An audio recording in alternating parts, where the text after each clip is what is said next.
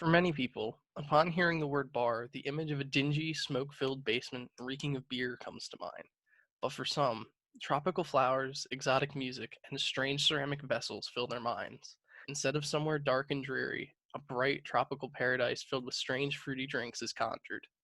This is a tiki bar, a long-forgotten escape from average American life.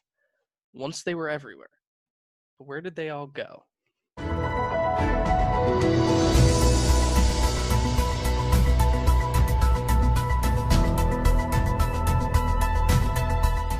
Welcome back to Culture Colosseum, everyone. My name is Nate, and today we're going to be tracing the history of the tiki craze in America, where it went, and why. Before we get started, be sure to follow us on Instagram as well as Creator Source Studios in order to see all the projects we're working on outside of Culture Colosseum. So the story of the tiki craze really begins with a man named Ernest Ganst, and the least likely time period for a cultural movement based around drinking, which is going to be the Prohibition era. During the era of Prohibition, Ernest Ganst and his grandfather ran rum between the United States and Jamaica. In doing this, Ernest Ganst engaged with a lot of the culture, especially the drinking culture of Jamaica, which was obviously not under Prohibition at the time, especially the legendary recipe for the planter's punch, which is 1 of sour, 2 of sweet, 3 of strong, 4 of weak, which would become the basis for all tiki cocktails. Eventually, as Ernest grew up, his parents would offer him his college money to either get an education or to travel the country. At his grandfather's suggestion, Ernest simply took the money and traveled the Caribbean, interacting with even more of the island culture he had already come to love. In traveling, he picked up a lot of trinkets and baubles from the islands. And when he came back, he was not only broke, but he had a lot of things and nowhere to put them. So he ended up opening the restaurant Don the Beachcomber near Hollywood and decorating the inside with all of the strange things he had collected over the years.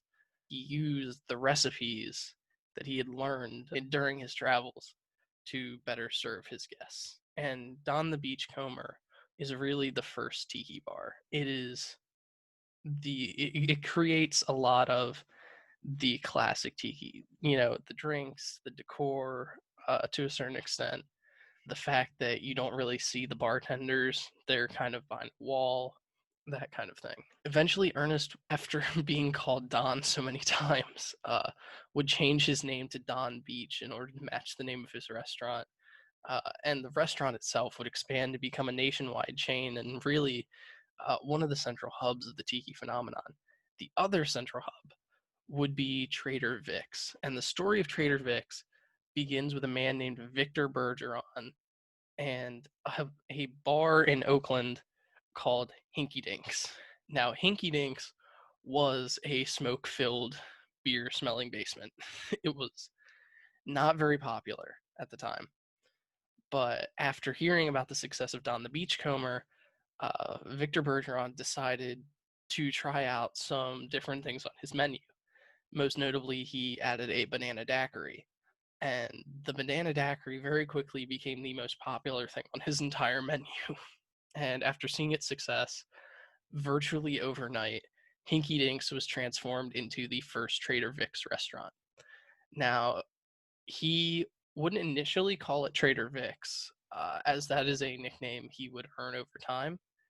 He earned that nickname because whereas Don had all his kind of junk that he had collected over the years to decorate with, Victor, being from Oakland, did not. And he would actually trade free drinks for anyone who would bring him authentic memorabilia from the islands to decorate his restaurant. This is also the birthplace of the tiki glass. Now, for those of you unfamiliar with the spirit of rum, whenever you mix anything with rum, it tends to turn out the color of a muddy river, which, as you would imagine, is not too aesthetically pleasing. So what they did at Trader Vic's was they decided to make these colorful, either glass or ceramic, drinking vessels. And they would put the drink into the vessel, and obviously you can't see through the ceramic, or the colored glass would change the color, and it makes the drink more visually appealing, But not only that, you would get to keep your glass afterwards, and it becomes sort of a reminder, like a memento. And these would go on to become, at least over time, obviously extremely collectible. The other very important thing about Trader Vic's is the fact that he began to integrate food with the tiki culture. Now, while food is not necessarily integral to the tiki movement, I would say the drinks are probably the most important part. The food is necessary, especially because of the way that it created sort of an American South Asian hybrid cuisine.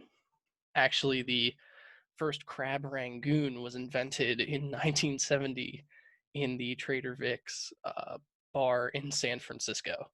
So there are more wide-reaching impacts to the culinary arts than just the drinks. Now, the tiki boom would finally begin with a restaurant called the Luau and a man called Stephen Crane. Now, tiki bars were already popular, especially after the Second World War, as they were an escape from the sort of 9 to 5 world that most people were living in after the end of the Second World War. However, prior to the Second World War, the boom was begun because of the restaurant The Luau, which had become sort of a Hollywood hotspot for all the stars.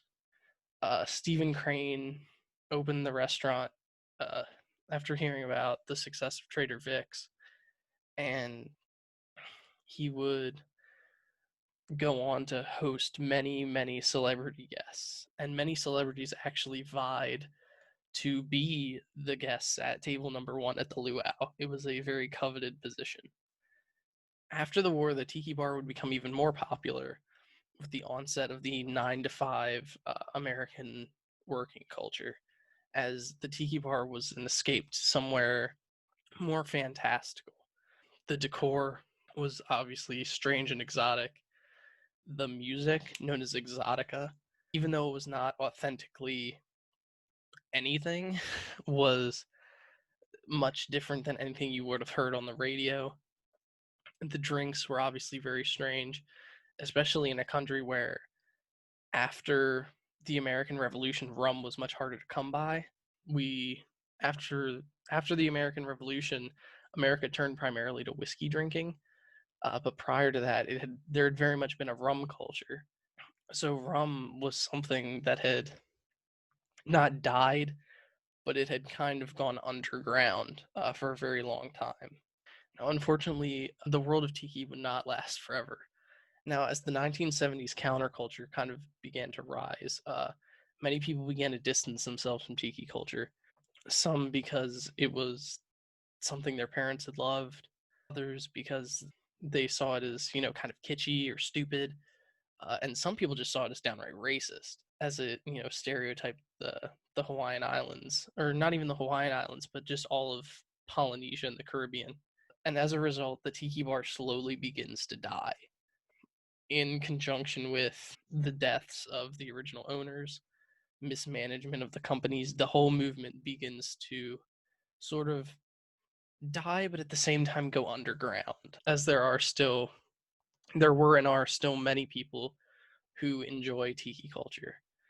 But all was not lost. 1990s, in the 1990s, an author named Sven Kirsten published what is called the Book of Tiki, which was sort of a chronicle of, it was a short history of the tiki movement, as well as sort of a retail archaeology history that he had been undertaking in finding all of the glasses or the certain things. And it really was sort of the beginning of modern retail archaeological culture.